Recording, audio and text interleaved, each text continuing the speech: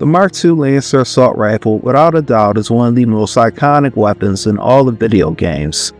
Along with being the go-to weapon for soldiers of the COG Army, the Mark II Lancer represents the sheer brutality of the Gears series. This is thanks to its distinctive chainsaw bayonet that's capable of tearing through the flesh of Locust hordes. In this brief video, we dive into the history of the Mark II Lancer within the context of the Gears of War series lore, along with briefly touching on how the idea for the weapon was implemented by series creator Epic Games. If you enjoyed this kind of content, I would really appreciate if you subscribe to the channel. The origins of the Mark II Lancer Assault Rifle can be found within the second book of the Gears of War novel series, Jacinto's Remnant, Chapter 6. One of the first locations on the planet of Sera to experience the horrors of Emergence Day was the city of Janamount, located in southern Tyrus. This city became an instant target for the Locust Horde, who attacked anyone and destroyed anything in its path.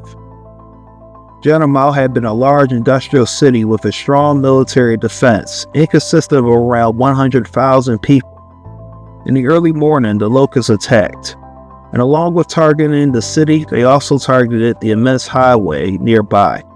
A large emergence hold appeared and ripped across the entire highway, causing cars and trucks to flip and fly off.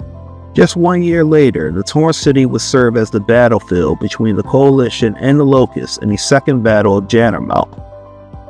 Throughout this time, various civilians from all over the COG states were making their way to the safety net of the Jacinto Plateau in the wake of the Hammer of Dawn strike, set to happen in just 3 days. The torn remnants and the nearby surroundings of the city were especially crowded this day, as Janamount was adjacent to the major highway leading to the Jacinto Plateau. In Chapter 6 of Jacinto's Remnant, we find Marcus Phoenix, accompanied by Dominic Santiago, Ty Caliso, and a sniper by the name of Patrick Salting, assisting in evacuations around Kenner Lake in southern Tyrus. As the squad was heading back to base, they were alerted to a Locust emergence hole appearing in Janamount within the shopping district, just southeast of Kenner Lake. Disobeying orders to head back, Phoenix and squad mates decided to protect civilians who were shopping and buying essential items in the wake of the Locust threat and evacuation orders. Although Janamount wasn't the industrial city it was prior to Emergence Day, it still served as a key commercial area for the COG and civilians.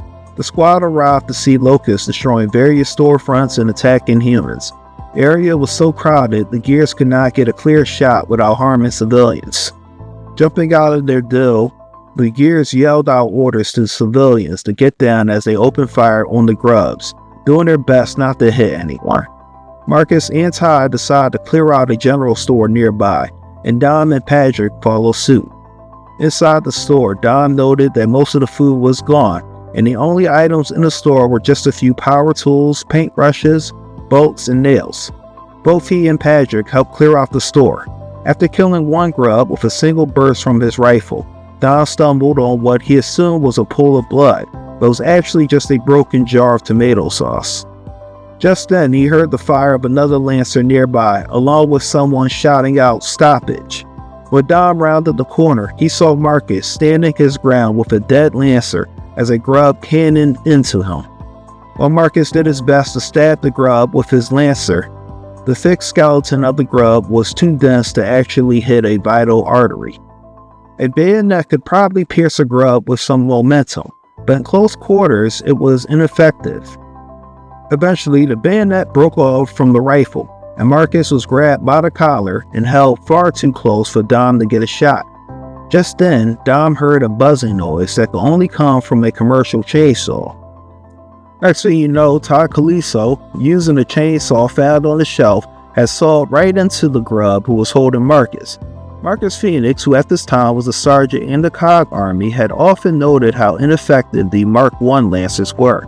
And after this incident, he became convinced that the Army, in order to turn the tide of war, will need to adapt. Later that day, after arriving back to base, Marcus presented the Lancer to his father, Adam Phoenix, a contracted scientist and weapons developer in the coalition of governments. As famously stated by Ty Caliso, the world is full of weapons waiting to be used. This was the mentality of the Locusts, who just after a year were already making use of procured COG army supplies for the sacking of various cities. Many soldiers in the COG army since E-Day had been complaining about the Mark I. It was Patrick who suggested that they present command with Todd's Lancer with a chainsaw tape attachment. For a minute, let's turn our attention to the original Lancer. This had been the main weapon of the COG army used throughout the long Pendulum Wars against the Union of Independent Republics, otherwise known as the UIR. At the time of the Pendulum Wars, the rifle was considered to be pretty powerful with plenty of stopping power. However, the rifle itself was plagued with a tremendous amount of recoil that made it challenging to shoot accurately. While the bayonet might have served useful against human enemies, the hard skin of the Locust made it difficult to use the weapon in close quarters. The Mark II Lancer rifle would go on to be developed by Adam Phoenix, who with the assistance of his son Marcus, would make a rifle that provided a soldier with better accuracy, lower recoil, and larger ammunition capacities.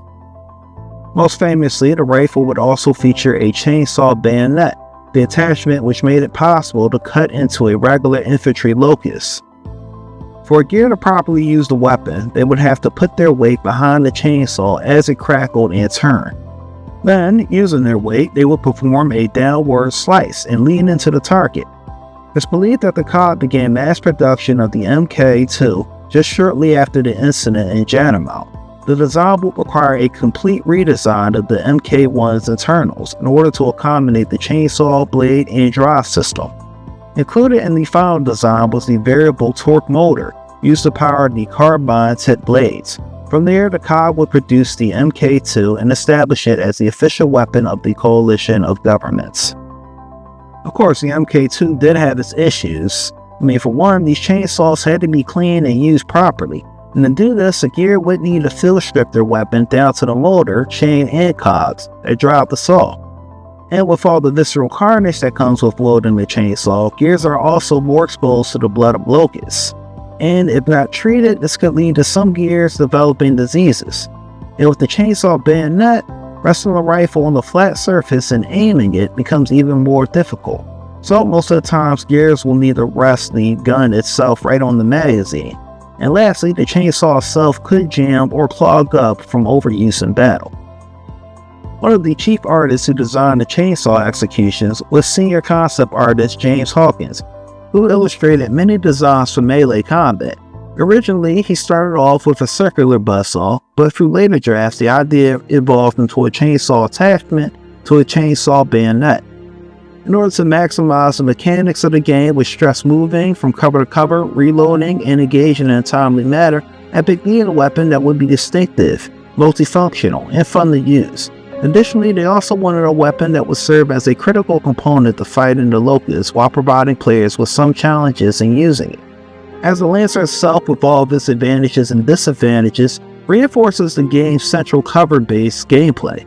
For instance, the effectiveness of the Lancer rounds drop off at a far distance. This forces the player to seek cover at a close position in order to return fire effectively.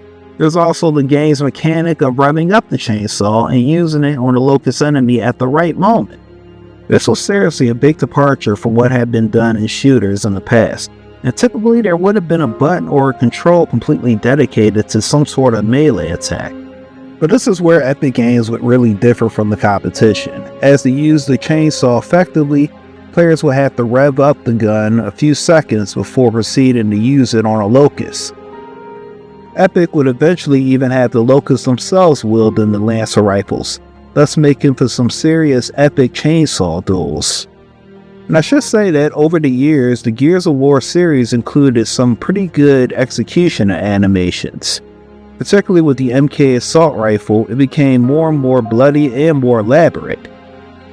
Here's an interesting fact to leave on. At one point, Microsoft publishers for Gears of War requested for Epic to remove the chainsaw entirely. Particularly was Peter Moore, the point man for Microsoft's gaming division, who insisted that the chainsaw was just too gory.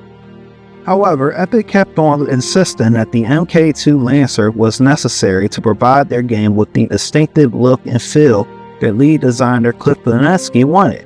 As stated by Bleszinski himself, the assault rifle with a chainsaw was his own chocolate and peanut butter weapon. as it will provide the over-the-top kills that characterize the Gears of War series. Directly after Epic showed off the finished demo at E3, CEO of Microsoft, Bill Gates himself, expressed just how much he loved the chainsaw. Well, that concludes this overview of the MK2 Lancer. Whether you appreciate this fictional weapon as a key part of Gears of War lore, or as a fictional weapon used to market one of the most successful video game IPs ever, we can all agree that this rifle has a legacy worth sharing. This is your big homie Bob with Smoking Fiend Productions signing off. If you enjoyed this video, please comment and leave a like. And if you haven't, make sure you subscribe to Smoking Fiend Productions. Peace out.